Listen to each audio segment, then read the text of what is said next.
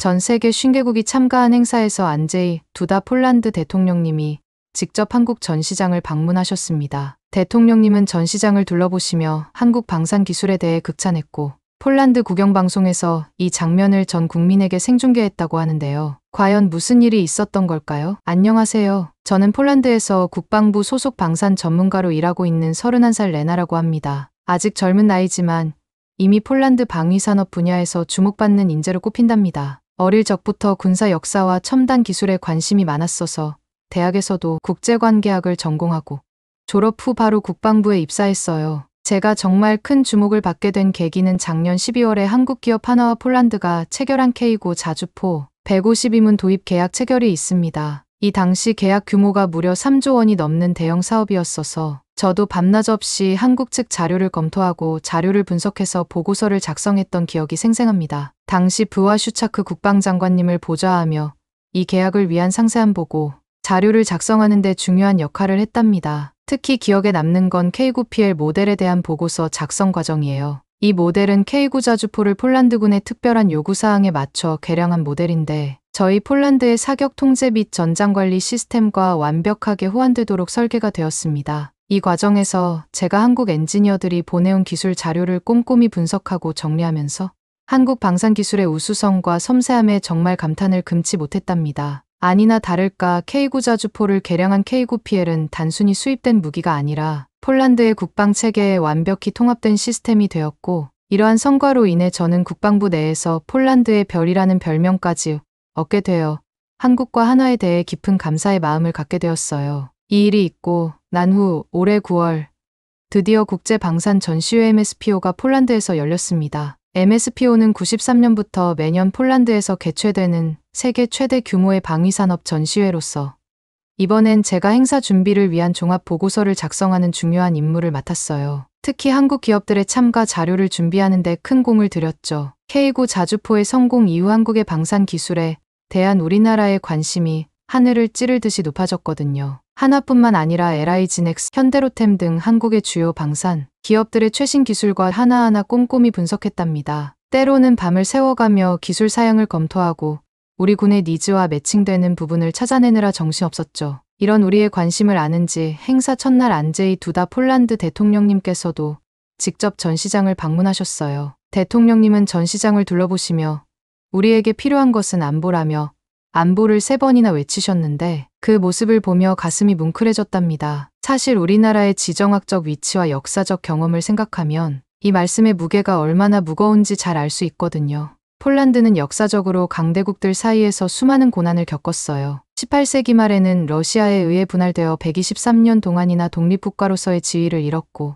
20세기에는 나치 독일과 소련의 침공으로 엄청난 고통을 겪었죠. 이런 배경에서 폴란드 정부는 2025년 예산의 20% 이상 무려 58조 원을 국방비로 지출하기로 결정했고 이는 GDP 대비 국방비 지출 비율로 따져도 NATO 국가들 중 단연 최고 수준이에요. 이런 소식이 전해지자 전 세계 수많은 국가들이 폴란드 방산 시장을 노리고 달려들었어요. 독일, 영국, 프랑스 같은 전통적인 방산 강국들은 물론이고 미국, 이스라엘, 심지어 중국과 일본까지 우리나라에 러브콜을 보냈죠. 하지만 이 많은 나라들 중에서 폴란드 대통령님의 가장 큰 주목을 받은 건 다름 아닌 대한민국의 K방산이었어요. 방산 강국들 사이에서 유일하게 대통령이 관심을 가졌다는 것은 그만큼 대한민국의 방산 기술이 세계 최정상이라는 방증이 아닐까요? 그도 그럴 것이 저도 한화 직원들이 대통령님께 K9 자주포와 다른 첨단 무기 체계를 설명하는 모습을 옆에서 지켜보았는데 그들의 설명을 들으며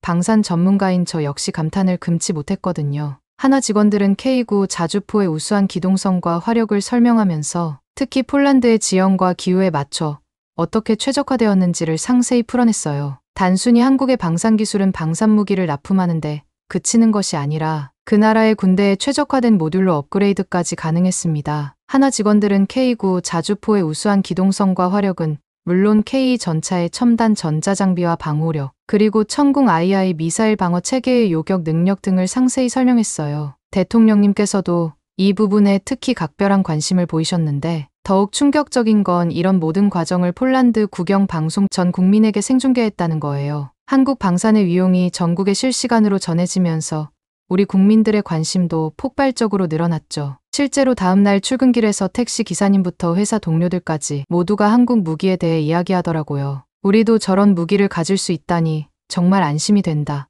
한국의 기술력이 대단하다는 말들이 여기저기서 들렸어요. 심지어 제 조카는 K9 자주포 모형을 갖고 싶다고 조르기까지 했답니다. SNS에서는 무기 체계에 대한 게시물들이 끊임없이 공유되었고, 여러 온라인 커뮤니티에서는 한국의 방산 기술에 대한 토론이 활발히 이루어졌죠. 심지어 일부 대학에서는 한국의 방산 기술 발전 과정을 다루는 특별 강연도 열렸다고 해요. 이런 뜨거운 관심 속에서 폴란드에서 열린 MSPO가 막을 내렸고, 행사가 끝나자마자 저는 곧바로 한국행 비행기에 올랐어요. 10월에 한국에서 있을 KADX를 위한 사전 조사와 한국 방산기업 실사를 위해서였죠. 폴란드에서 열기가 채 가시기도 전에 한국으로 향하는 비행기 안에서 저는 이번 출장이 얼마나 중요한지 다시 한번 실감했습니다. 한국의 방산 기술에 대한 관심이 이렇게 고조된 상황에서 제가 직접 보고 듣고 느낀 것들이 앞으로의 한폴 방산 협력에 큰 영향을 미칠 것이라는 책임감이 들었어요. 비행기 창밖으로 보이는 구름을 바라보며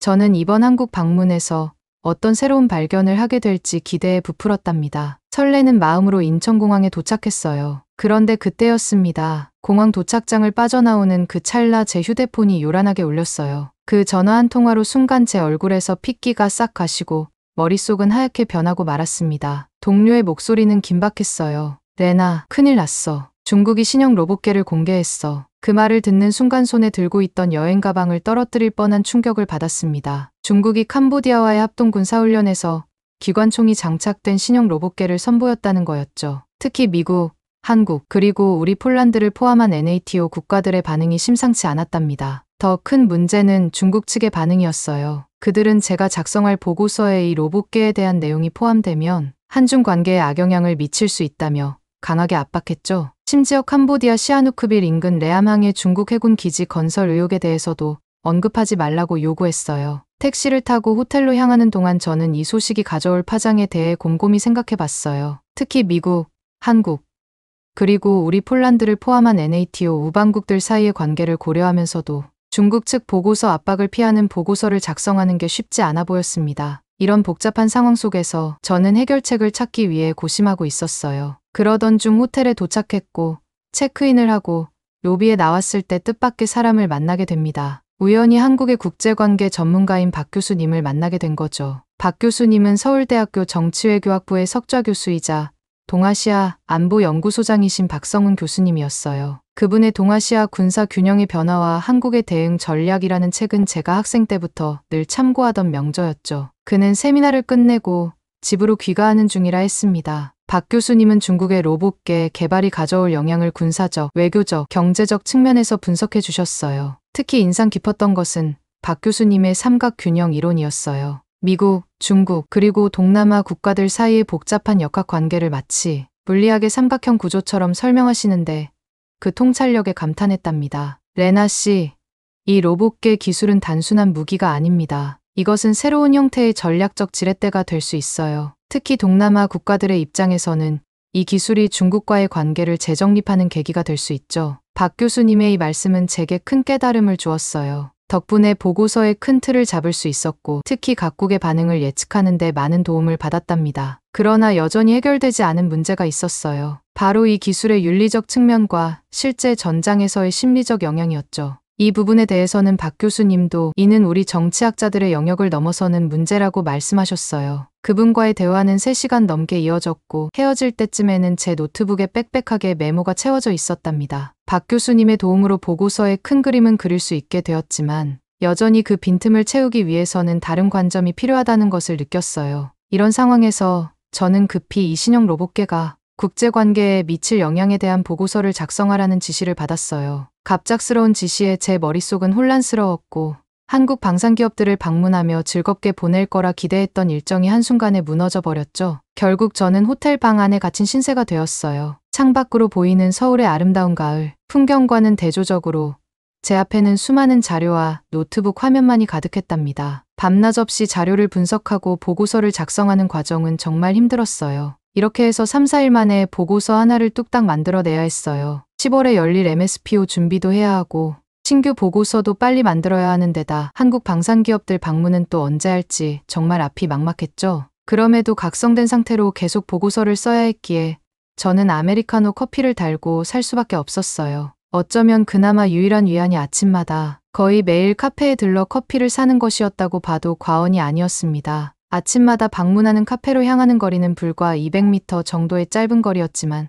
그 순간만큼은 제가 자유롭다고 느꼈거든요. 게다가 사실 가장 좋았던 것은 그 카페에서 일하는 아르바이트생 때문이었죠. 처음 카페를 방문했을 때 아침 일찍이라 그런지 카페는 한산했고 카운터에는 키가 크고 훤칠한 아르바이트생 하나가 서 있었답니다. 그의 얼굴을 보는 순간 저도 모르게 작은 미소가 지어졌어요. 피로에 찌든 제 모습과는 대조적으로 그는 밝고 상쾌해 보였거든요. 까만 머리에 날카로운 눈매, 그리고 부드러운 미소까지 고되고 힘든 작업 중에 유일한 낙이었습니다. 가슴팍에 달린 이름표를 보니 이름이 남재우였어요. 그때는 알지 못했죠. 제가 이 카페에서 그리고 재우와 어떤 일이 벌어질지. 아무튼 그렇게 매일 들리던 카페와는 별개로 시간이 갈수록 제 상태는 점점 악화되어 갔습니다. 거울 속 제 모습은 완전히 달라져 있었죠. 충혈된 눈, 헝클어진 머리, 피곤에 찌든 얼굴까지. 하지만 포기할 수는 없었어요. 중국 측에서는 계속해서 추가 정보를 요구해왔고 우리 폴란드 정부에서도 빠른 분석을 독촉했으니까요. 제 어깨 위의 책임감은 점점 더 무거워져만 갔어요. 보고서를 작성하면서 가장 어려웠던 건 균형을 잡는 일이었어요. 중국의 기술력을 인정하면서도 그것이 가져올 위협을 객관적으로 분석해야 했죠. 때로는 한 문장을 쓰고 지우기를 수십 번 반복하기도 했어요. 각 단어의 뉘앙스까지 신경 쓰며 어느 한쪽으로 치우치지 않으려 노력했답니다. 동시에 이 상황이 우리 폴란드에 어떤 기회가 될 수 있을지 깊이 고민했어요. 특히 한국과의 방산 협력을 더욱 강화할 필요성을 느꼈죠. 이 부분을 보고서에 반영하면서 저는 우리나라의 미래를 그려나가고 있다는 사명감을 느꼈답니다. 보고서 작성 사흘째 되던 날,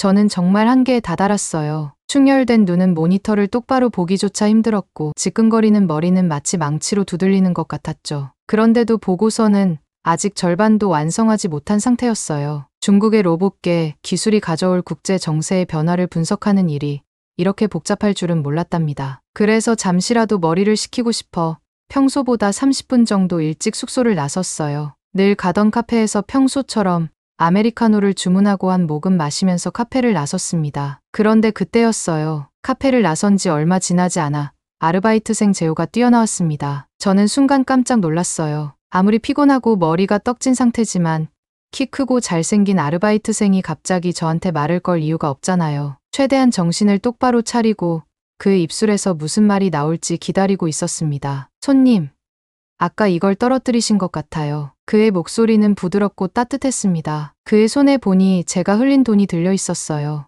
아까 카페에 가서 주문하려고 지갑을 열었는데 그만 실수로 몇 장의 지폐를 바닥에 떨어뜨린 것이었습니다. 너무 피곤해서 그런지 손에 힘이 제대로 들어가지도 않았고 지폐가 바닥에 떨어진 줄도 몰랐던 거예요. 다행히 아침 이른 시간이라 카페 안에 손님이 아무도 없어서 재우가 이를 발견하고 찾아준 것 같더라고요. 짧은 순간이지만 그의 정직함에 깊은 인상을 받았어요. 한국에는 이렇게 젊고 잘생기고 정직한 사람이 있는 건가 싶어 순간 감동을 받았습니다. 그런데 그때 이어지는 재우의 말이 저를 더 충격으로 몰아넣었습니다. 그리고 어제 오신 것 같은데 혹시 어제도 거스름 돈을 덜 받으신 것 같아요. 계산해 보니까 카운터에 잔액이 10,000원이 더 많더라고요. 확인해 보시고 맞다면 다음에 오실 때 알려주세요. 제가 다시 돌려드릴게요. 저는 그 말을 듣고 잠시 멍해졌답니다. 솔직히 저는 거스름 돈을 제대로 받았는지조차 기억이 나지 않았거든요. 그만큼 보고서 작성에 몰두해 있었던 거죠. 거의 매일 아침 커피를 마시러 이 카페에 오니 어제가 오늘 같고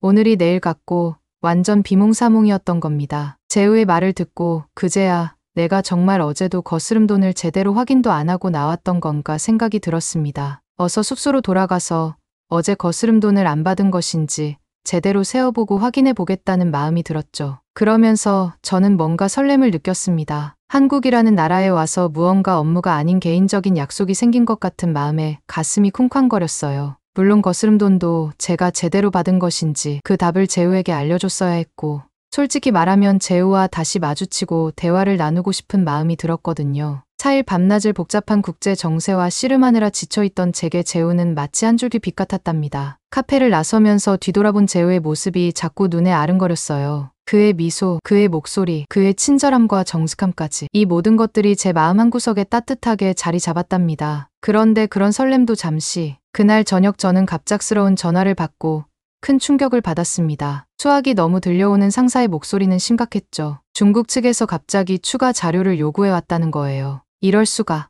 안 그래도 시간이 촉박한데 이것마저 하루를 더 당겨서 요구하다니. 저는 이제 중국이라는 나라 자체에 대한 혐오감까지 생길 지경이었어요. 오늘은 재우고 뭐고 일단 보고서부터 마무리하고 내일 아침까지 중간 결과를 제출하는 것부터가 급선무였습니다. 어쩔 수 없이 날밤을 꼬박 새야 했기에 결국 저는 호텔 룸서비스로 커피를 주문하고 다시 컴퓨터 앞에 앉았어요. 뜨거운 아메리카노를 한 모금 마시며 모니터를 응시했지만 갑자기 재우의 밝은 미소, 그의 친절한 목소리 이런 생각들을 떠올랐죠. 저는 고개를 세차게 흔들며 정신 차려 일단 일부터 끝내야 한다고 굳게 다짐했어요. 그렇게 저는 밤새도록 보고서를 몇 번이고 꼼꼼히 검토하고 수정하는 작업을 반복했습니다. 마침내 새벽 5시쯤 보고서를 완성하고 호텔 로비에서 출력까지 완료했습니다. 30페이지가 넘는 보고서를 손에 들고 있자니 밤새 노력한 제 모습이 대견하게 느껴졌어요. 이제 택시를 타고 폴란드 대표단 사무실 앞 경비실에 제가 완성한 보고서만 전달하고 오면 됐어요. 시계를 보니 재우의 카페가 오픈하기 전이었습니다. 보고서 배달을 완료하면 딱 카페 오픈 시간인 7시에 맞춰 재우를 만날 수 있을 타이밍이었어요. 그 생각에 피곤함 속에서도 작은 설렘이 피어났습니다. 그런데 이런 꾀죄죄한 차림으로 재우를 만날 수는 없었죠. 저는 다시 호텔 로비에서 엘리베이터를 타고 호텔 방으로 갔습니다. 옷장 앞에서 한참을 서서 고민하다가 본 행사가 시작할 때 입기로 했던 크림색 오피스 블라우스를 꺼내 입었어요. 순간 그러면서도 속으로 이런 제 자신이 믿기지 않더라고요. 이렇게 중요한 순간에 왜 내가 낯선 사람을 생각하고 꽃단장을 하고 있는 거지? 라는 생각이 스쳐 지나갔죠. 그렇다고 해도 재우와의 만남에 꾀죄죄한 모습으로 갈 수는 없었습니다. 화장도 평소보다 신경 써서 진하게 하고 거울 앞에서 머리를 만지고 어떻게든 밤샘의 흔적을 조금이라도 가리려고 발버둥 쳤어요. 그렇게 꽃단장을 하고 나서 저는 서둘러 택시를 타고 국방부 건물 앞 경비실로 향했습니다. 국방부 정문 앞에 도착해서 미리 연락해둔 경비원에게 보고서를 전달했어요. 그는 졸린 눈을 비비며 제게 고생했다는 말과 함께 보고서를 받아들었죠. 임무를 완수한 후에 홀가분함과 함께 이제 재우를 만날 수 있다는 생각에 제 발걸음은 한결 가벼워졌어요. 택시에서 내려 카페로 향하는 동안 제 마음은 마치 첫 데이트를 앞둔 소녀처럼 설레었답니다. 가슴이 두근거리고 손바닥에는 식은땀이 배어났어요. 왜 이러지?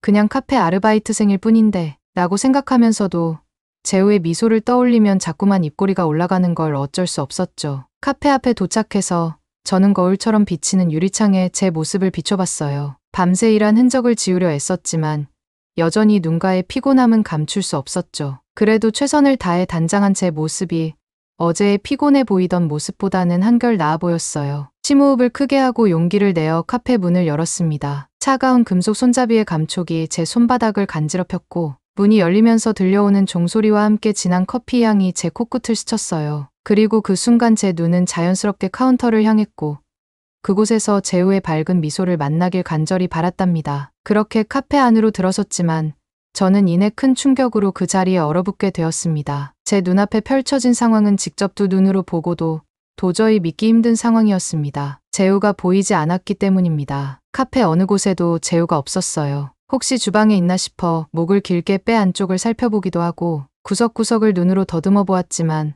어디에도 재우의 모습은 보이지 않았답니다. 처음에는 아직 출근 전일까 하고 생각했어요. 시계를 보니 출근 시간을 훨씬 지난 후였어요. 카페에 손님도 하나둘 늘어나면서 제 불안감도 함께 커져갔답니다. 뭔가 연인 사이도 아닌데 벌써 차인 기분이 들었어요. 점점 불안해지는 마음을 달래려 커피를 주문했어요. 카운터에 선 다른 직원에게 재우에 대해 물어보고 싶었지만 왠지 그러면 안 될 것 같아 참았죠. 커피를 받아들고 자리로 돌아오는데 문득 거울에 비친 제 모습이 눈에 띄었어요. 아침부터 공들여 고른 옷과 화장한 얼굴이 갑자기 부끄러워졌어요. 마치 누군가에게 들킨 것 같은 느낌이 들더라고요. 왜 이렇게 신경 썼을까? 하는 생각에 얼굴이 붉어졌죠. 이게 무슨 일이람?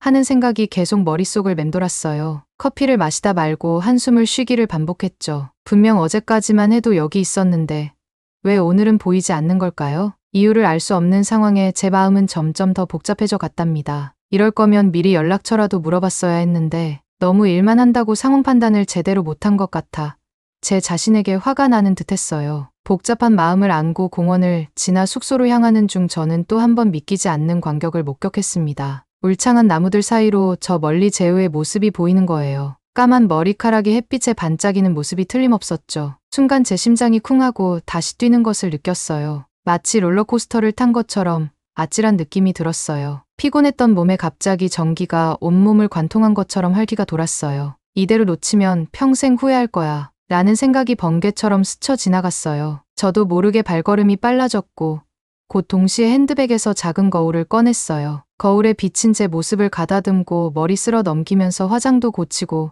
립도 새로 발랐어요. 제 손이 살짝 떨리는 걸 느꼈답니다. 재우의 뒤를 조심스레 따라가면서 머릿속으로는 어떻게 말을 걸까 고민했어요. 여기서 우연히 만나다니 놀랍네요. 정도면 자연스러울까 아니면 그냥 안녕하세요? 라고 해야 할까 온갖 시나리오가 제 머릿속을 스쳐 지나갔어요. 그런데 갑자기 예상치 못한 일이 벌어졌어요. 재우가 데리고 있던 강아지가 뒤돌아 제 쪽으로 달려오는 거예요. 작고 하얀 푸들이었는데 꼬리를 흔들며 저를 향해 달려오더라고요. 순간 당황했지만 동시에 이게 기회라는 생각도 들었습니다. 그 순간 재우가 뒤를 돌아봤고 우리의 시선이 마주쳤어요. 마치 시간이 멈춘 것 같기도 하고 슬로 모션처럼 느껴지기도 했어요. 재우의 눈이 커지더니 입가에 미소가 번졌어요. 그 미소를 보는 순간 제 마음속에서 뭔가가 울렁거리는 느낌이 들었답니다. 손님. 여기서 뵐 줄이야. 재우가 먼저 말을 걸어왔어요. 그의 목소리는 따뜻하고 부드러웠죠. 저는 가까스로 대답했어요. 안녕하세요, 재우씨. 카페에서 못 뵈어서 걱정했어요. 제 목소리가 떨리지 않기를 바랐죠. 그렇게 우리는 거스름돈 이야기로 시작해 이런저런 대화를 나누게 되었어요. 재우는 오늘이 휴일이라 강아지 산책을 나왔다고 하더라고요. 그의 강아지 이름은 콩이었어요. 귀여운 이름이죠. 그리고 알고 보니 재우는 동물행동학을 전공하는 대학원생이었어요. 그의 눈이 반짝이며 전공 이야기를 할 때 저는 그의 열정에 매료되었답니다. 와, 동물행동학이라니 정말 흥미로운 분야네요. 어떤 계기로 그 전공을 선택하게 되셨어요? 재우는 미소를 지으며 대답했어요. 어릴 때부터 동물들을 정말 좋아했거든요. 특히 개와 고양이의 행동이 늘 신기했죠. 왜 저렇게 행동할까 하는 의문이 항상 있었어요. 저는 고개를 끄덕이며 말했죠. 저도 어릴 때 개를 키웠는데 정말 신기한 행동들을 많이 보여줬어요. 그런데 대학원에서는 주로 어떤 연구를 하세요? 현재는 도시 환경에서의 개 행동 변화에 대해 연구하고 있어요.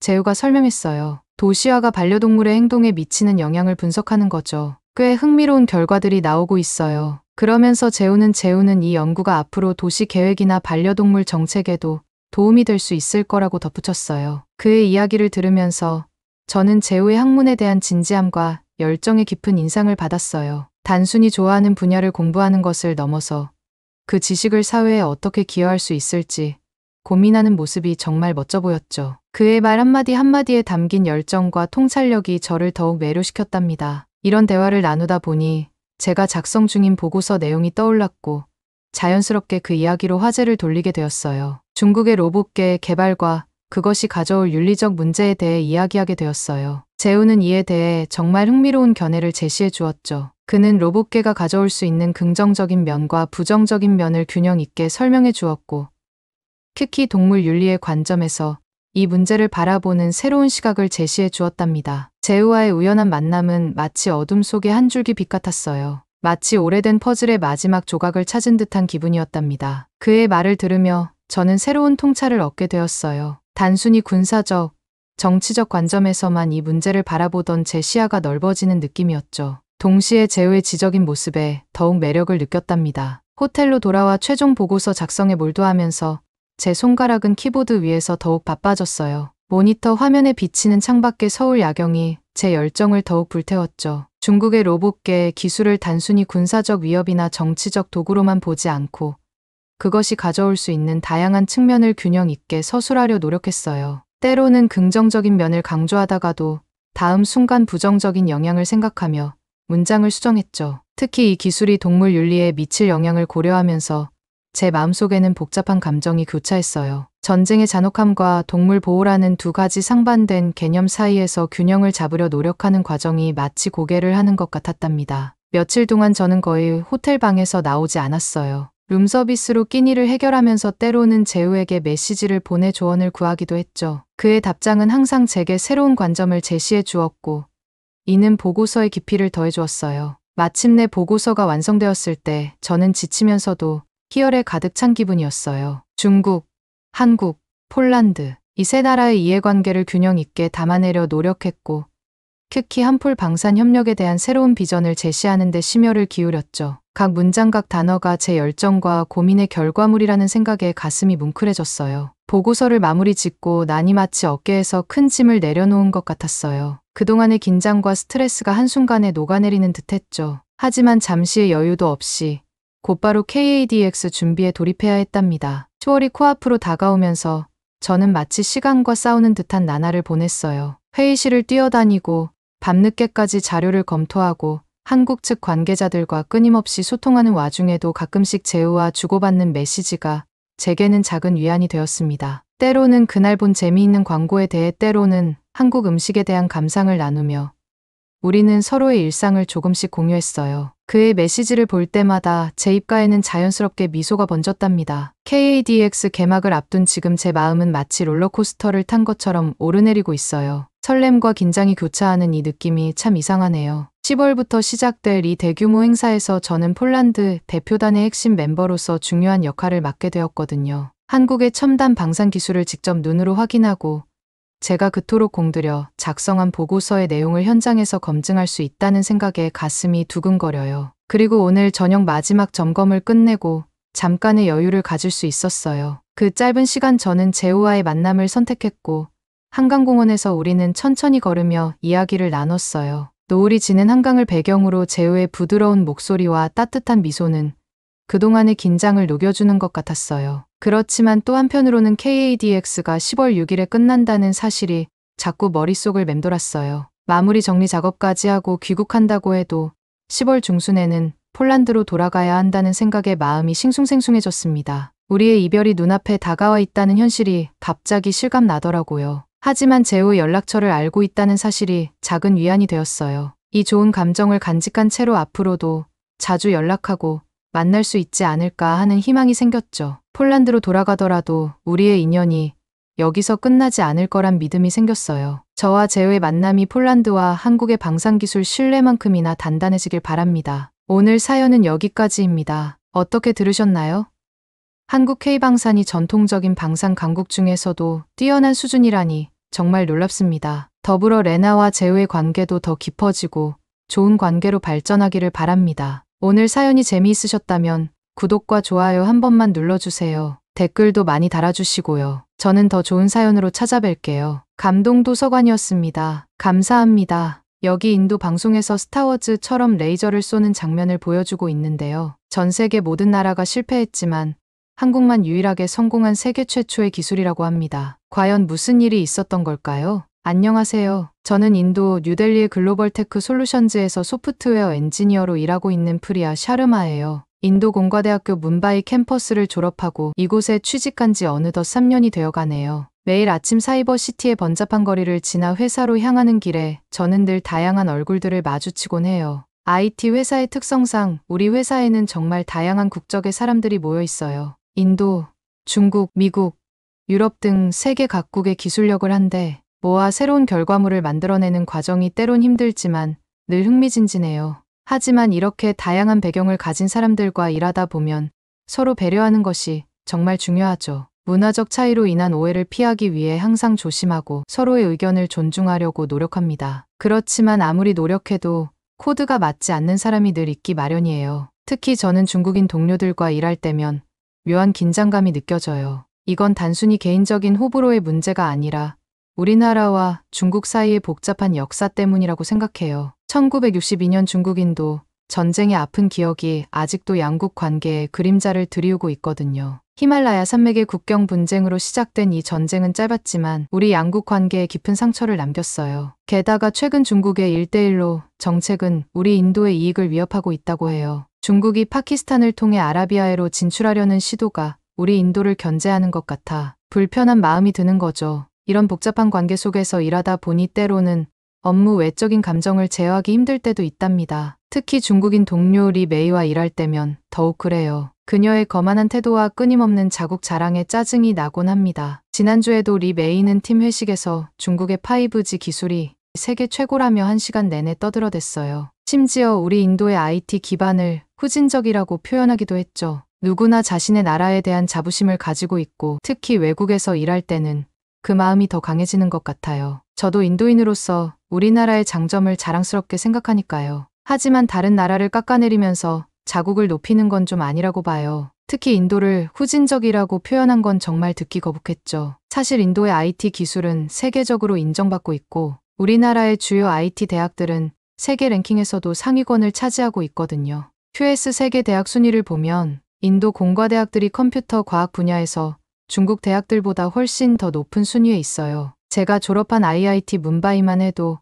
아시아에서 손꼽히는 IT 교육기관이에요. 그런데도 리 메이의 그런 발언을 들으니 솔직히 화가 많이 났습니다. 누구라도 자기 나라가 그렇게 폄하되는 걸 들으면 울컥할 거예요. 그렇지만 저도 직장 생활을 해야만 하니 그 순간 전문가다운 태도를 유지하기 위해 깊게 숨을 들이마시고 참아버렸죠. 감정적으로 대응하기보다는 차분하게 사실을 바탕으로 대화하는 것이 더 중요하다고 생각했거든요. 이런 상황이 반복되다 보니 점점 리 메이와 일하는 게 부담스러워졌습니다. 그러던 중에 얼마 전 우리 회사에 큰 변화가 찾아왔어요. 바로 GAISS라는 새로운 프로젝트가 시작된 거죠. 이 프로젝트는 AI를 활용한 첨단 보안 시스템을 개발하는 것이 목표예요. 개인정보 보호부터 국가 안보까지 다양한 영역에서 활용될 수 있는 혁신적인 시스템을 만드는 겁니다. 국제적인 프로젝트나 새로운 프로젝트는 매번 있었던 일이지만 이번 프로젝트가 특별히 새로운 이유는 이 프로젝트를 위해 한국에서 새로운 팀원이 합류하게 된다는 거예요. 바로 한국의 뛰어난 AI 기술과 보안 시스템 노하우를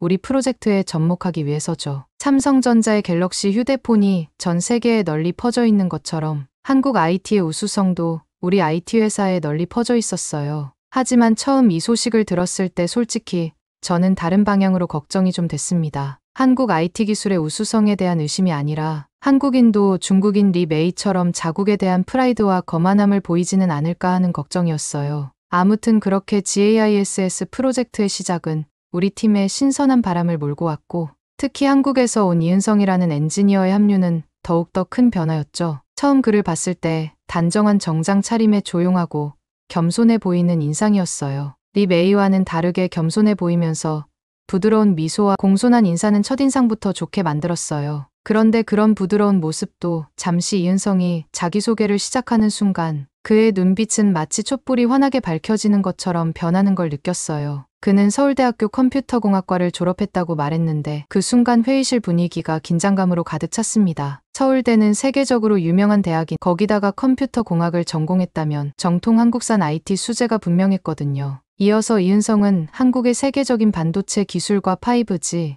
네트워크 기술을 GAISS 프로젝트에 접목하기 위해 왔다고 설명했어요. 그의 말 한마디 한마디에서 깊은 전문성과 자신감이 느껴졌죠. 특히 한국의 과학기술 우수성에 관해 이야기할 때는 그의 눈이 별처럼 반짝이는 것 같았어요. 그 모습을 보며 저도 모르게 가슴이 두근거렸답니다. 중국인 리 메이가 보인 자국에 대한 맹목적인 찬양과 과장이 아니라 겸손하면서도 세련된 프라이드의 표현 같았어요. 하지만 이은성의 합류로 이상하게 팀 분위기가 미묘하게 변하기 시작했습니다. 특히 리 메이의 태도가 눈에 띄게 달라졌죠. 그녀는 이은성이 말할 때마다 입술을 깨물며 못마땅한 표정을 지었고 심지어 그의 의견을 들을 때면 고개를 돌리며 무시하는 듯한 태도를 보이기도 했어요. 저는 이런 리 메이의 모습에 은근히 더 짜증이 났습니다. 인도를 무시하고 기술력을 깎아내리는 것을 넘어서 같은 아시아국인 한국과 한국의 IT 기술력도 무시하는 듯 했거든요. 그냥 무조건 자기들이 최고이고 중심이라는 편협한 태도가 너무 꼴 보기 싫으면서 한편으로는 이은성이 어떻게 대응할지 궁금하기도 했답니다. 그러던 어느 날 회의 중에 또 한 번의 충돌이 일어났습니다. 리 메이가 또다시 중국의 기술력을 자랑하기 시작한 거죠. 그녀는 목소리를 높이며 중국의 드론 기술이 세계 최고라고 주장했어요. 우리 중국의 드론 기술은 이미 세계를 압도하고 있어요. GAISS 프로젝트에도 당연히 우리 기술을 도입해야 해요.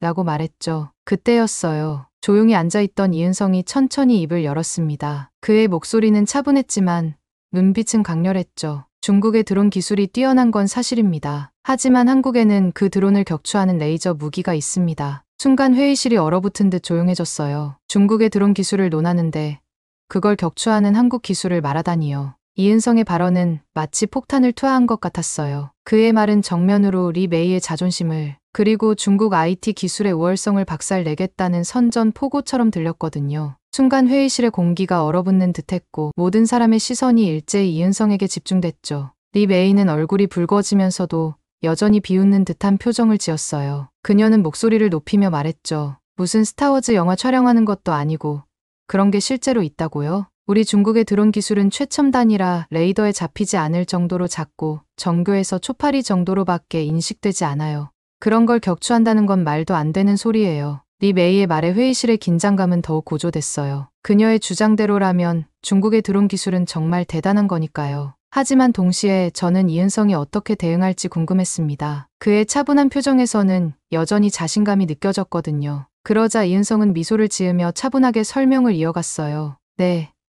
실제로 있습니다. 최근 레바논 이스라엘 국경 분쟁에서 한국의 레이저 무기 천광이 헤즈볼라의 드론을 격추한 사례가 있었습니다. 천광은 레이저를 이용해 소리도 빛도 없이 목표물을 파괴할 수 있거든요. 이 일은 CNN, BBC 등 국제 언론에서도 크게 보도되었죠. 저는 그의 말을 듣고 놀라지 않을 수 없었어요. 한국의 기술력이 이렇게나 앞서 있다니 정말 믿기 힘들었죠. 그리고 이은성의 차분하면서도 자신감 넘치는 태도에 저도 모르게 감탄하고 있었어요. 동시에 리 메이의 얼굴이 붉어지는 걸 보며 묘한 통쾌함도 느꼈답니다. 그날 이후로 저는 한국의 기술에 대해 더 알고 싶어졌어요. 특히 이은성이 말한 천광에 대해 궁금증이 생겼죠. 그날 저녁 집에 오는 길에 천광에 대해 검색하려다 그만두고 집에 와서 동생에게 한국의 기술력에 관해 물어보기로 했어요. 우리 동생 아르주는 뉴델리 대학교 정치학과에 다니고 있는데 전공보다는 군사 정보나 전쟁 물자 공부를 더 열심히 하는 특이한 녀석이죠. 평소엔 여는 안매처럼 대화도 거의 없고 만나면 싸우기만 하지만 이번만큼은 한국 군사 기술에 대한 궁금증을 참지 못해 한 수 접고 물어보기로 했어요. 군사 오타쿠인 이 녀석이 한국 군사력과 IT 기술력에 대해 냉철하게 평가해 줄 거라 생각했거든요. 아르준의 방문을 노크하고 들어가자 퀴퀴한 냄새가 났어요. 벽에는 총과 군사 탱크, 전투기 모형들이 가득했죠. 동생은 컴퓨터로 또 군사 퍼레이드 영상을 보고 있더라고요. 뒤통수에 대고 천광에 대해 아는지 물어봤어요. 아르준이 화들짝 놀라 뒤돌아보며 내가 어떻게 그걸 알게 됐는지, 혹시 전쟁 무기에 관심이 생겼는지 물었어요. 저는 회사에서 있었던 일을 이야기했는데 동생의 표정을 보고 깜짝 놀라고 말았습니다. 이때까지 제 이야기를 이렇게 호기심 가득한 눈으로 집중해서 듣는 동생을 처음 봤거든요. 단순히 군사 이야기를 해서가 아니라 천광의 기술을 GAISS에 적용한다는 사실과 한국 IT 전문가 이은성에 대한 동경의 눈빛이 역력했어요. 제 이야기를 다 듣고 나서 아르주는 눈을 반짝이며 천광에 대해 설명하기 시작했습니다. 전 세계가 레이저 무기를 현실화하기 위해 노력했지만 모두 실패하고 오직 세계 최초로 실전 배치된 레이저 무기는 한국의 천광뿐이라면서 소리도 빛도 없이 드론을 격추할 수 있다고 했죠. 이것이 한국의 IT 기술력이 얼마나 뛰어난지 보여주는 완벽한 예시라고 강조했어요. 아르주는 숨도 안 쉬고 계속 설명을 이어갔습니다. 천광의 핵심은 정밀한 타격 능력과 저비용 고효율이라고 해요. 기존의 미사일은 한 번 쏘는데 수억 원이 들지만 천광은 한 번 발사에 2,000원밖에 안 든다고 했어요. 게다가 빛의 속도로 표적을 맞추기 때문에 회피가 불가능하다고 설명했죠. 심지어 이 천광 기술이 한국의 믿을 수 없는 스타워즈 레이저 무기 개발이라는 이름으로 인도 방송에도 소개가 되었다고 했습니다. 그의 설명을 들으며 저는 한국의 기술력에 대해 완전히 새로운 시각을 갖게 되었어요. 아르주는 천광이 단순한 군사 기술을 넘어선다고 열정적으로 설명했습니다. 레이저 기술, 정밀 제어 시스템, 고출력 에너지 관리 등 첨단 IT 기술의 집약체라고 하더군요. 그의 말에 따르면 한국이 이런 첨단 무기를 만들어낼 수 있다는 것은 그들의 전반적인 IT 수준이 세계 최고 수준이라는 뜻이라고 해요. 그러다 문득 아르주는 자신이 보고 있던 유튜브 영상을 제게 보여주었어요. 놀랍게도 그것은 한국의 76주년 국군의 날 기념식 퍼레이드 영상이었죠. 동생의 눈은 흥분으로 반짝였어요. 특히 이번 퍼레이드에서 선보인 한국의 재래식 미사일 현무5에 대해 열광적으로 설명하더군요. 아르준에 따르면 현무5는 세계 최고의 탄두 중량인 8톤에 사정거리가 5,000km가 넘는다고 하면서 이 놀라운 스펙 때문에 전 세계가 깜짝 놀랐다고 하더군요. 동생은 이런 한국의 뛰어난 군사 기술력과 IT 기술력이 앞으로 한국을 세계 패권국으로 만드는 계기가 될 거라며 흥분을 감추지 못했습니다. 그의 설명을 들으며 저는 한국에 대한 새로운 인식이 생기기 시작했어요. 단순히 케이팝이나 드라마로 유명한 나라가 아니라 첨단 기술의 선두주자라는 사실이 놀랍게 다가왔죠. 그날 밤 오랜만에 동생과 나눈 진지한 대화는 제게 깊은 인상을 남겼어요. 평소에 무관심했던 동생의 관심사를 들여다보니 그의 지식과 열정에 새삼 놀라웠거든요. 게다가 한국에 대한 그의 동경을 보며 문득 이런 생각이 들었어요. 어쩌면 동생에게는 한국에 가서 IT 기술을 배우고 관련 학과에 진학하는 것이 더 좋은 선택일지도 모르겠다고 말이에요. 그의 열정을 살리면서 동시에 세계 최고 수준의 기술을 배울 수 있는 기회가 될 테니까요. 그렇게 동생의 한국 IT 기술 찬양을 들은 후 다음날 출근을 했습니다. 그렇지만 출근 이후 닥친 위기로 인해 온몸이 경직된 듯 저는 충격을 받게 되었죠. 평소와 다름없이 사무실에 도착해 커피를 한 잔 따르고 있었는데 갑자기 귀를 찌르는 듯한 날카로운 비상경보음이 울리기 시작했거든요. 순간 제 손에서 커피 잔이 미끄러져 바닥에 떨어질 뻔했죠. 무슨 일이지? 주변을 둘러보니 모두가 당황한 표정이었어요. 그때 개발팀 동료 라울이 숨 가쁘게 달려와 말했죠. 프리야, 빨리 회의실로 가야 해. 큰일 났어.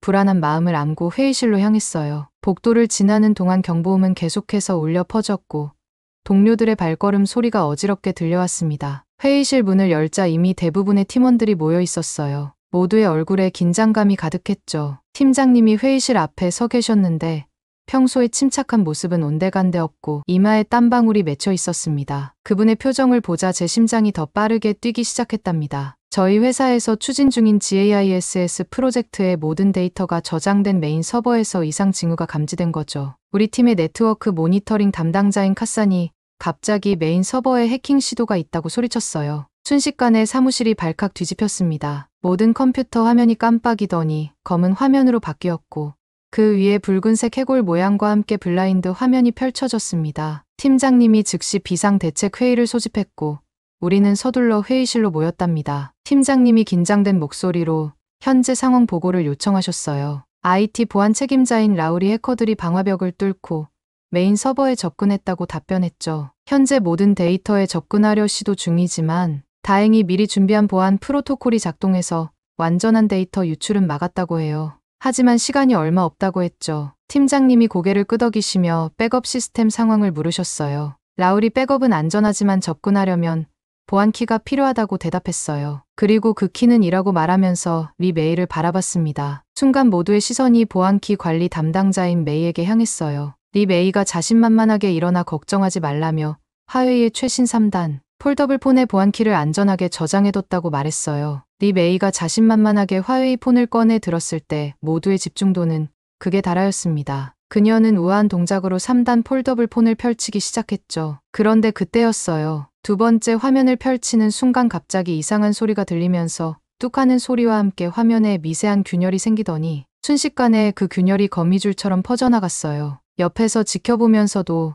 도저히 믿을 수 없는 일이 일어난 거예요. 리 메이의 얼굴에서도 혈색이 싹 가시더니 그녀의 손이 미세하게 떨리기 시작했죠. 하지만 그녀는 아직 희망을 버리지 않은 듯 마지막 세 번째 화면을 조심스럽게 펼쳤어요. 그 순간 화면 전체가 파랗게 변하더니 갑자기 깜빡거리기 시작했고 이내 완전히 꺼져버리고 말았습니다. 리 메이의 표정도 처음엔 믿기지 않는다는 듯한 표정, 그 다음엔 당혹스러운 표정, 그리고 마지막엔 완전한 공포의 표정으로 바뀌었죠. 그녀의 손가락이 전원 버튼을 미친 듯이 눌러대기 시작했어요. 한 번, 두 번, 세 번을 계속 눌렀지만 중국 화웨이 폰은 전혀 반응이 없었어요. 저는 그 광경을 보면서 황당하다 못해 기겁할 수밖에 없었습니다. 리 메이가 화웨이 폰이 박살 나는 것을 직접 경험한 것보다 훨씬 더 큰 충격을 받고 분노가 치밀어 올랐습니다. 리 메이가 항상 자랑하던 중국 기술이 집약된 화웨이 폰이 이 중요한 시기에 갑자기 깨져버리다니. 어떻게 이런 영화 같은 놀라운 일이 벌어지게 된 거지. 심지어 폰을 켜기도 전에 전원이 다 꺼져버리는 화웨이 폰에 미친 보안력에 화가 치밀어 올랐습니다. 얼마나 뛰어난 보안 활동을 하려고 폰을 펼침과 동시에 아예 작동조차 안 하게 만든 건지 씁쓸한 농담이 머릿속을 스쳐 지나갔어요. 그러면서 어떻게 이런 일이 있을 수가 있는지 머릿속이 하얘졌습니다. 해킹 공격을 받은 바로 그 순간에 백업 자료가 있는 보안키가 저장된 화웨이 폰이 하필이면 고장 나다니요. 이건 마치 운명의 장난 같아 보였어요. 심지어 이 휴대폰은 중국의 최신 보안 기술이 적용된 폴더블 폰이라고 했잖아요. 그토록 자랑하던 기술력은 도대체 어디로 간 건지 정말 충격적이면서도 가슴 깊은 곳에서부터 끓어오르는 분노를 참을 수 없었습니다. 평소 저를 무시하고 인도 IT 기술력을 깎아내리던 리 메이의 표정이 겹쳐 보이면서 그 분노는 더 커져만 갔죠. 그러면서 동시에 이 모든 상황이 너무나 비현실적으로 느껴졌어요. 마치 누군가가 의도적으로 이 상황을 만들어낸 것처럼요. 하지만 지금은 그런 의심을 할 시간이 없었죠. 우리에겐 시간이 없었으니까요. 리 메이의 화웨이폰 파괴와 동시에 회의실도 순식간에 얼어붙었어요. 팀장님이 한숨을 깊게 내쉬며 이 상황의 심각성을 설명하셨어요. 우리가 인도의 대표 IT 회사이고 이 해킹 사실이 외부에 알려지면 회사 이미지에 돌이킬 수 없는 타격을 입을 거라고 하셨죠. 고객 신뢰 상실, 주가 하락, 계약 취소 등 끔찍한 결과를 예상하셨어요. 팀장님의 말씀에 모두가 긴장된 표정으로 고개를 끄덕였어요. 저도 등줄기에 식은땀이 흐르는 걸 느꼈죠. 우리가 직면한 문제가 단순한 기술적 문제를 넘어 회사의 존립과 직결된 위기라는 걸 실감했어요. 이 모든 생각들이 제 머릿속을 스치고 지나가는 동안 저는 이 위기를 어떻게 해결할 수 있을지 필사적으로 고민하고 있었습니다. 그때였습니다. 이은성이 조용히 자리에서 일어나 제안을 하고 싶다고 말했어요. 그는 차분한 목소리로 말하기 시작했지만 말투에는 묘한 자신감이 묻어나왔죠. 한국의 첨광 기술을 응용한 사이버 방어 시스템을 도입해보는 건 어떨까요? 이 시스템은 레이저 기술을 활용해 해킹 시도를 실시간으로 차단할 수 있습니다. 팀장님이 관심을 보이셨지만 의문을 제기하셨어요. 그 시스템을 지금 당장 구현할 수 있나요? 우리에겐 시간이 없습니다. 이은성이 고개를 끄덕이면서 대답했습니다. 네, 가능합니다. 하지만 우리 서버 환경에 맞게 최적화하는 과정이 필요합니다. 이를 위해서는 인도의 네트워크 구조에 대한 깊은 이해가 필요해요. 그 순간 제 머릿속에 섬광처럼 번뜩 떠오르는 아이디어가 있었어요. 제가 도울 수 있을 것 같아요. 제가 대학 시절 연구했던 인도 특화 네트워크 최적화 알고리즘이 있어요. 이건 인도의 복잡한 네트워크 구조와 높은 트래픽 상황을 고려해 개발된 거예요. 다중 경로 라우팅과 동적 대역폭 할당을 결합해 네트워크 성능을 극대화할 수 있죠. 이걸 이은성 씨의 시스템과 결합하면 더 빠르게 구현할 수 있을 것 같아요. 제 말이 끝나자마자 저와 이은성 씨는 팀장님을 바라보았어요. 팀장님은 눈썹을 치켜세우시더니 불안하면서도 조급한 듯한 표정으로 지금 당장 그게 가능한지 매우 위급한 상황이라고 강조하셨어요. 다른 팀원들도 마찬가지로 불안한 눈빛으로 서로를 바라보았어요. 그중 누군가가 시간이 없어 벌써 10분이나 지났어라고 중얼거렸죠.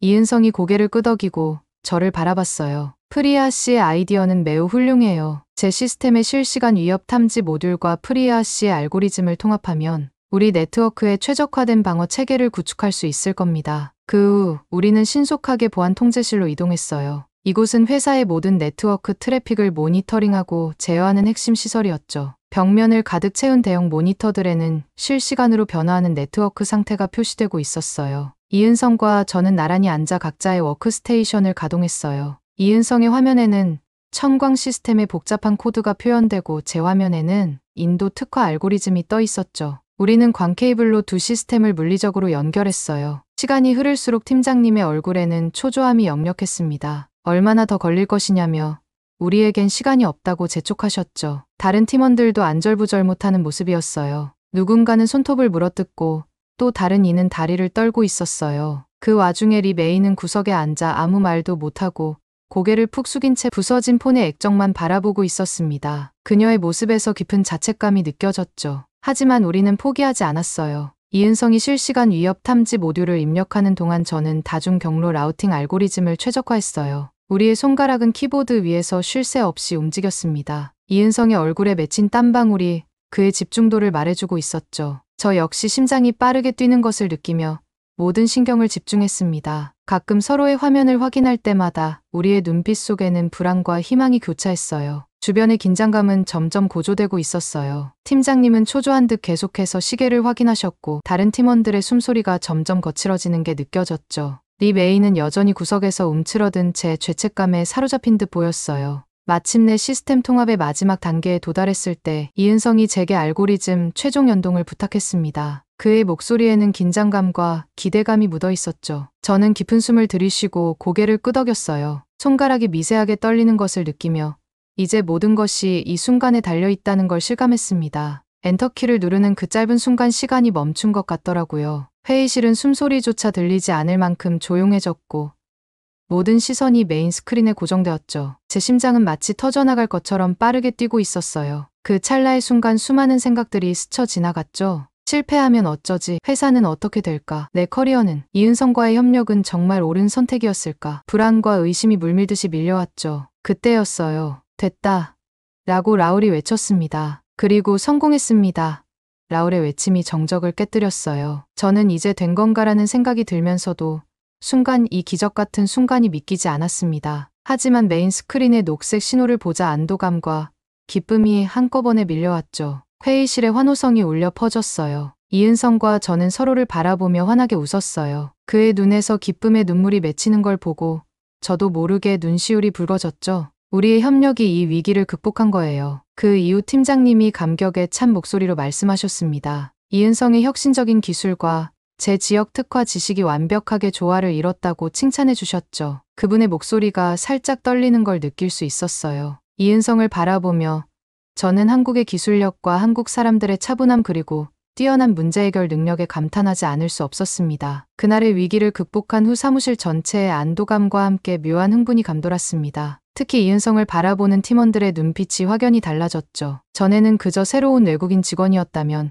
이제는 우리 팀의 구세주, 아니 핵심 멤버로 자리 잡은 느낌이었어요. 이은성 씨의 뛰어난 대처 능력과 한국 IT 기술력, 보안성의 우수함을 동시에 회사 모든 사람이 경험한 사건이었으니까요. 이 일 이후 사람들은 더 자주 그의 주변에 모여들어 질문하고 그의 의견을 구하는 모습이 인상적이었죠. 팀장님은 긴장으로 굳어있던 어깨를 풀고 깊은 한숨을 내쉬셨습니다. 그러고는 밝은 표정으로 우리를 둘러보시며 오늘 정말 대단했다고 칭찬하셨어요. 이런 날엔 축하해야 하지 않겠냐며 모두 함께 저녁 식사를 하자고 제안하셨죠. 그 말에 모두가 환하게 웃으며 동의했습니다. 그렇게 긴장감에서 벗어나 홀가분해진 분위기 속에서 갑자기 팀장님이 잠시 고민하는 듯한 표정을 지으시더라고요. 그러다 문득 뭔가 좋은 생각이 났다는 듯 눈을 반짝이며 한국 식당에 가보는 게 어떻겠냐고 제안하셨죠. 이은성 씨에 대한 감사의 표시도 되고 우리 모두에게 새로운 경험이 될 거라고 하셨어요. 이 제안에 모두가 흥미로워했어요. 특히 평소 새로운 것을 좋아하는 카산이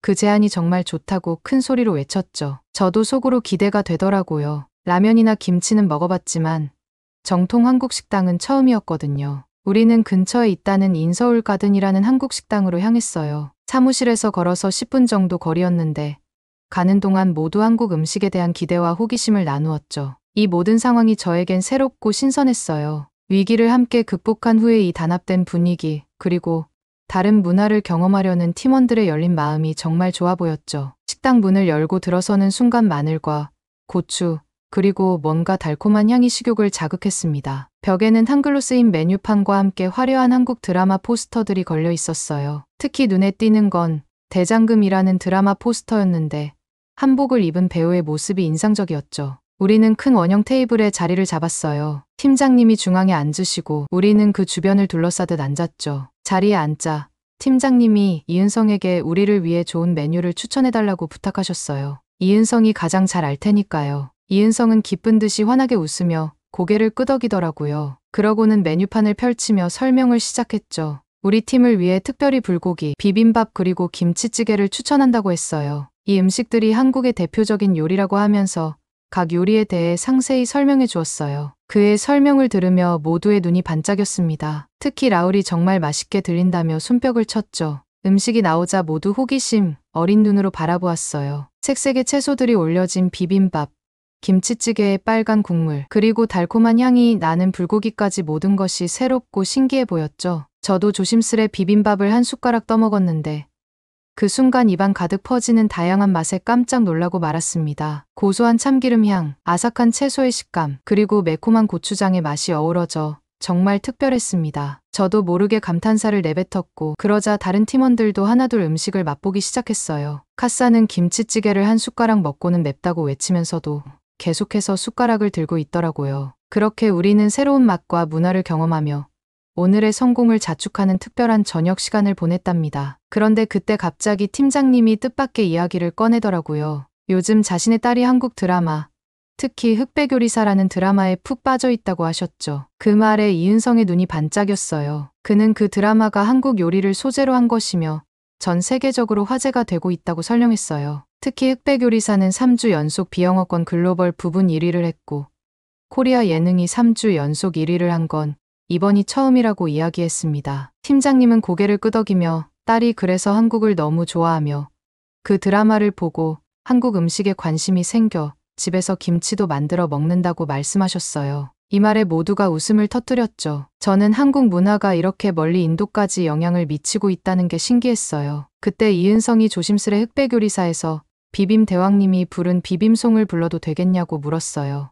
모두가 호기심 어린 눈빛으로 동의했고 이은성은 비빔밥을 비비면서 노래를 부르기 시작했어요. 비비빔 비벼주세요. 비비비빔. 처음엔 어색해하던 팀원들도 점점 흥에 겨워 손뼉을 치며 따라 부르기 시작했고 저도 모르게 몸이 리듬을 타고 있는 걸 느꼈어요. 팀장님은 이은성의 기술뿐만 아니라 문화적으로도 우리에게 새로운 경험을 선사해 주는 것에 감탄을 표현하셨죠. 그러면서 한국 사람은 겸손하면서 업무 능력이 뛰어나고 문화적으로도 우수하다고 말했어요. 그런데 그때였어요. 식사가 거의 끝나갈 무렵 팀장님이 갑자기 진지한 표정으로 제안을 하나 하고 싶다고 하시더라고요. 회사의 기술력 향상을 위해 한국 지사와의 협력을 강화하고 싶다며 그 첫 단계로 우리 팀에서 한 명을 한국으로 파견하겠다고 하셨죠. 그리고 놀랍게도 그 임무를 저에게 맡기고 싶다고 하셨어요. 순간 저는 숨이 멈추는 듯 했습니다. 머릿속이 하얘졌고 기쁨과 두려움, 기대와 불안이 동시에 밀려왔어요. 팀장님은 제가 오늘 이은성과 훌륭하게 협력해 위기를 극복했다며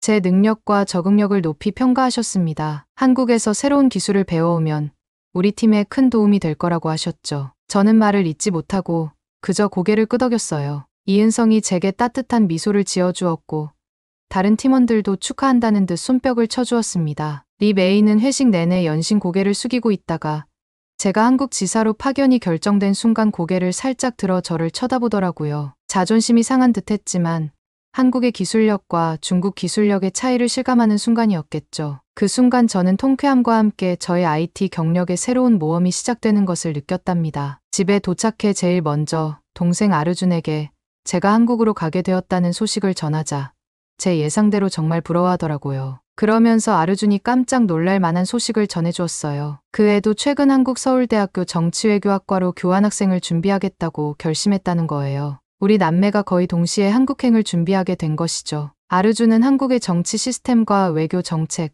특히 군사 외교에 대해 깊이 공부하고 싶다고 했어요. 동생의 반응과 계획을 들으며 저는 이번 기회가 저뿐만 아니라 아르준의 미래에도 큰 영향을 미칠 수 있겠다는 생각이 들었습니다. 우리 남매가 각자의 분야에서 한국의 선진 기술과 시스템을 직접 경험하고 배워올 수 있다니 정말 놀라운 일이었죠. 한국에서의 경험이 우리 가족에게 어떤 변화를 가져올지 가슴 설레는 마음으로 상상해 보았답니다. 어쩌면 이게 우리 남매의 미래를 완전히 바꿀 수도 있겠다는 생각이 들었어요. 오늘 사연은 여기까지입니다. 어떻게 들으셨나요?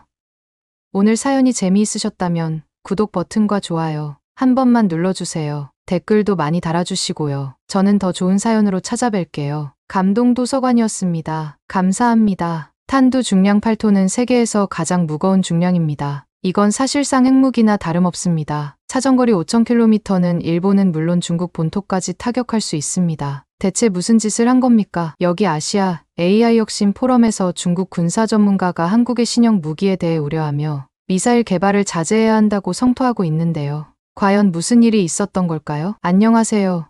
저는 미국 실리콘밸리 퓨처펀드라는 벤처캐피털에서 일하고 있는 케이트라고 합니다. 우리 회사 퓨처펀드는 작지만 강한 회사로 특히 AI, 빅데이터, 클린테크 분야의 스타트업에 주로 투자하고 있죠. 저는 이 중에서도 AI 분야를 담당하고 있어요. 매일 수십 개의 피치덱을 검토하고 유망한 스타트업 창업자들과 미팅을 가지는 게 제 주요 업무랍니다. 그러던 어느 날 상사인 마이클이 제게 특별한 임무를 하나 주었어요. 베이징에서 열리는 글로벌 테크 서밋 2024와 이어서 한국 서울에서 열리는 아시아 AI 혁신 포럼에 참석하라는 거였죠. 이 서밋은 전 세계 테크 업계에서 가장 주목받는 행사 중 하나인데 특히 이번에는 중국의 AI 기업들이 대거 참가한다고 하더라고요. 알리바바, 텐센트, 바이두, 화웨이 같은 중국의 테크 공룡들이 자신들의 최신 AI 기술을 선보일 예정이라고 해요. 그리고 한국 출장은 작년에는 없었지만 올해 추가가 된 일정이었습니다. 마이클의 말에 따르면 우리 회사에서 투자를 고려 중인 스타트업이 있는데 이 회사가 최근 네이버 AI 기술을 활용하기로 결정했다고 해요.